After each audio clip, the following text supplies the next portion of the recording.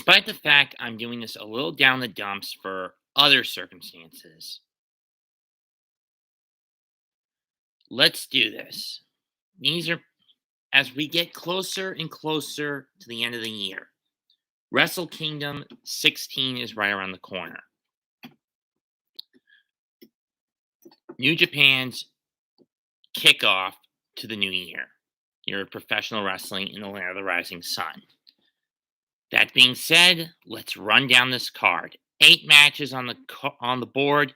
Here's hoping we get the dome at least half full this year, given the COVID restrictions are starting to die down in Japan because they've figured certain things out about a certain drug that's trying to get its way across the globe.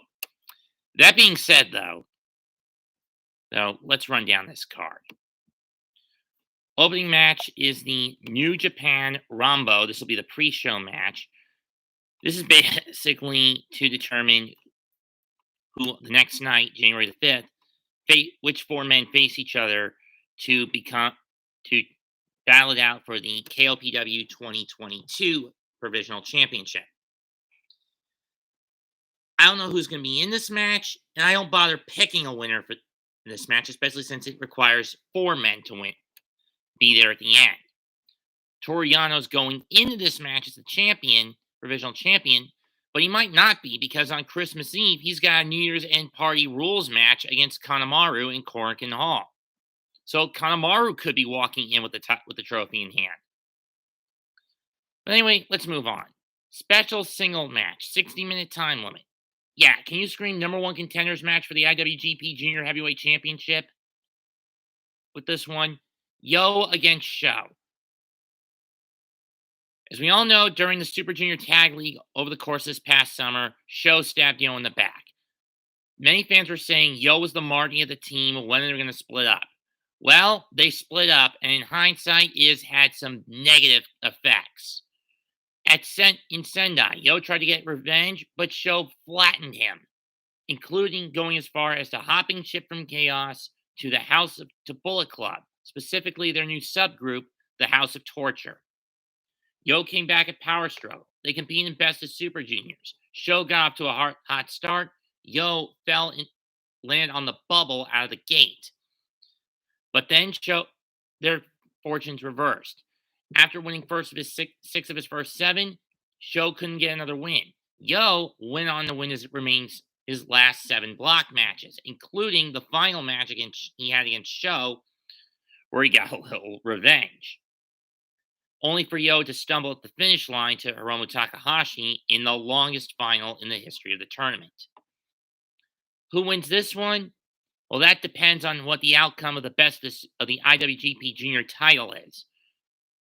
If it's Hiromu, I'm going to go who walks out with the title in hand, and Sho. If it's Desperado, Yo. That's how I'm going to station it. But to play it safe, and given the history of how the title and the junior title has swapped hands every year since Wrestle Kingdom 8, I'm going to go Sho on this one, much as I don't want to. Next up, 6-man tag match. Rocky Romero, Ryusuke Taguchi, and Hiroshi Tanahashi team up to take on El Phantasmo, Taiji Ishimori, and IWGP US Heavyweight Champ Kenta. Kenta versus Tanahashi has been set, no DQ, IWGP US title, January the 5th. That's going to be a barn burner.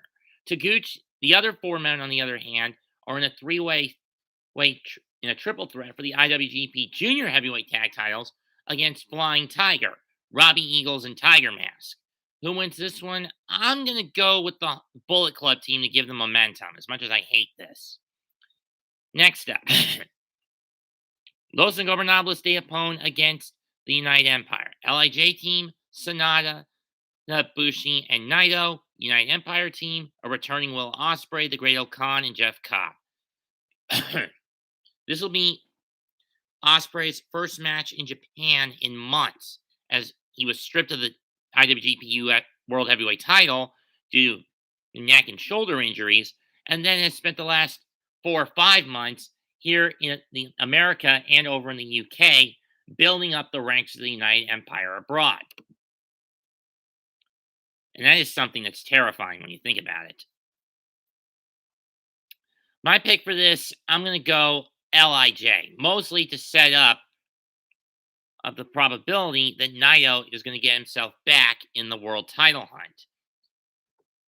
Especially if his match against Jeff Cobb the next night is indeed going to be for #1 contendership to the IWGP World Heavyweight title.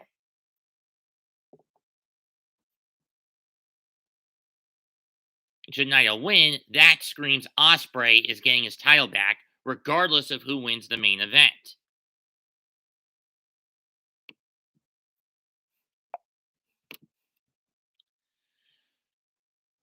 Shibata comes back in our next match. Who's he facing? I don't know, but I'm going to take Shibata to win this one.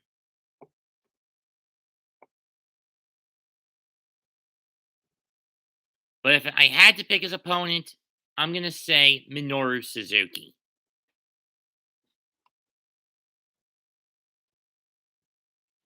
Never Openweight title match. The challenger, a former Never Openweight champ in his own right, and current co-holder of the Never Openweight 6-man tag titles, Evil, challenges the 6-time champ, Tomohiro Ishii.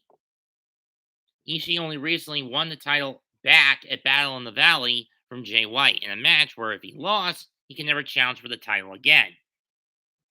Ishii has been, the Stone Pitbull has been synonymous with that title. And believe me, he's going to need to have eyes in the back of his head with this one. Dick Togo, whether it's Yujiro Takahashi, or Sho, not only is Ishii going to need eyes in the back of his head, but as far as I'm concerned, he's going to need backup. Whether that backup is Yo, Goto, or Yoshi, or anyone that's left over in Chaos. That's willing to make the trip from America to Japan, like Wheeler Yuta, Best Friends, Orange Cassidy, etc.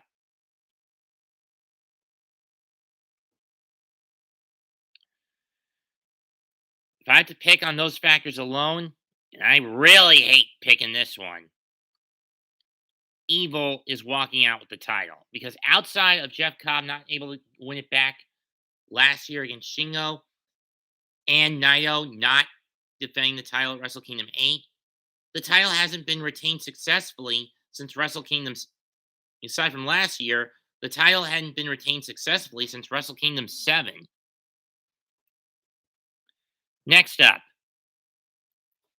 IWGP Heavyweight Tag Team title match. The challengers, from Chaos, YOSHI-HASHI and Hirooki Goto taking on Suzuki-gun's Dangerous Tekkers, Taichi, and Zack Sabre Jr.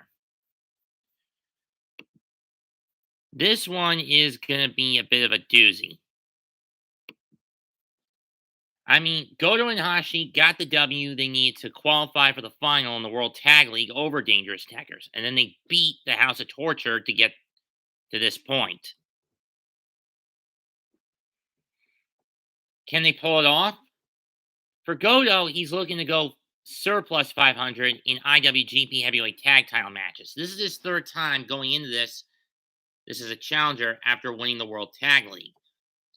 Wrestle Kingdom 7, after winning the 2012 Tag League with Carl Anderson, he fell short to Killer Elite Squad.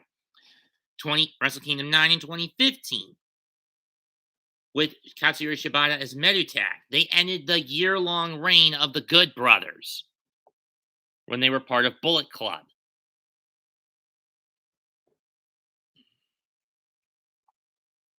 Wrestle Kingdom 16. Who knows how it's going to pan out?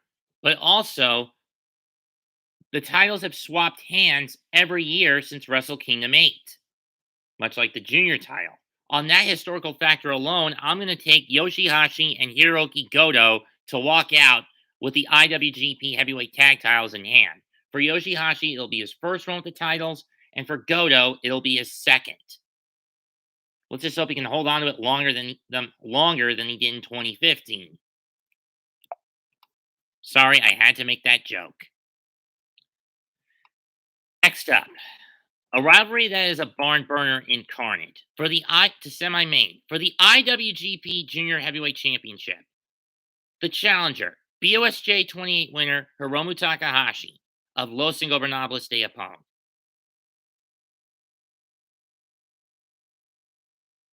The champion from Suzuki-gun and the 91st IWGP Junior Heavyweight Champ, the Rogue Luchador, El Desperado. In most years, El Desperado had Hiromu's number. Whether it was in their days as Young Lions when Desperado was known as Kyosuke Mikami,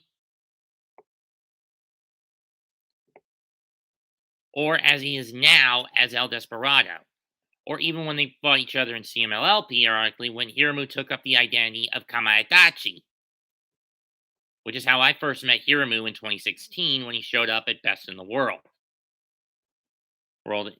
as part of his ROH excursion.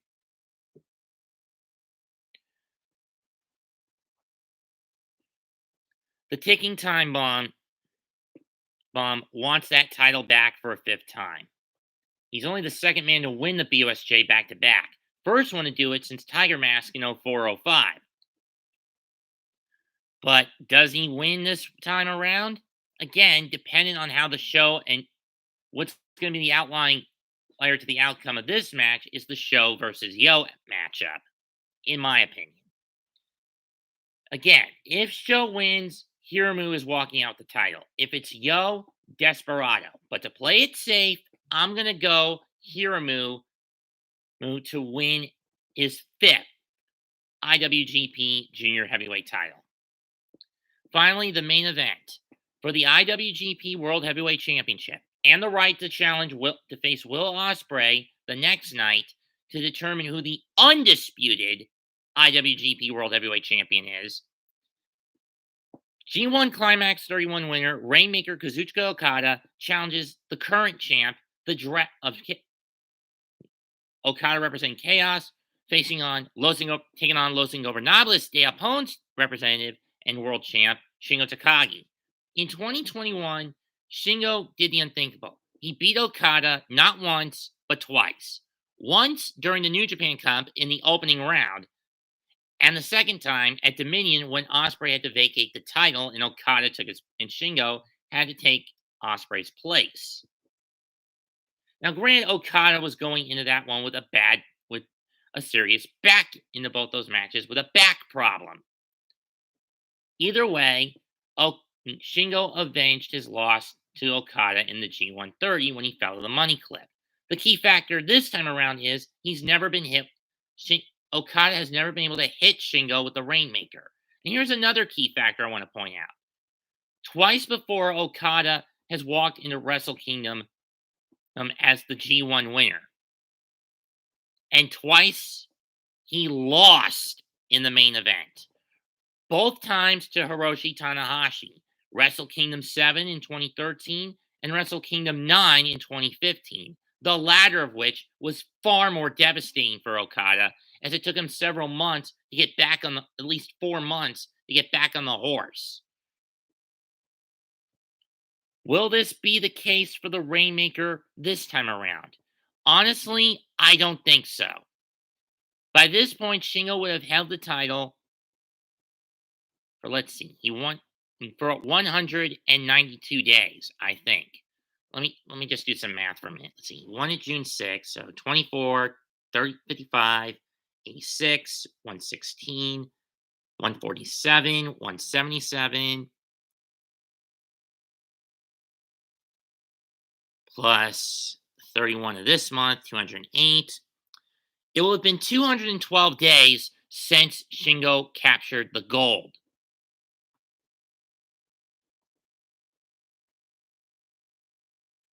That's how long the Dragon will have had it by that point. But I say it's going to rain in the Dome, at least for one night. Okada walks in challenger, but he's walking out the fourth IWGP World Heavyweight Champion, at least in my opinion. I mean, how I'm looking at this.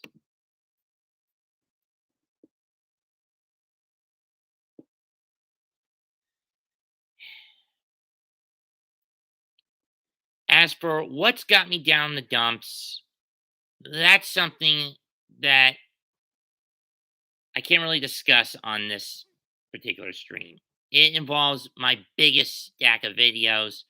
I don't want to talk about it. I'm quite upset about this.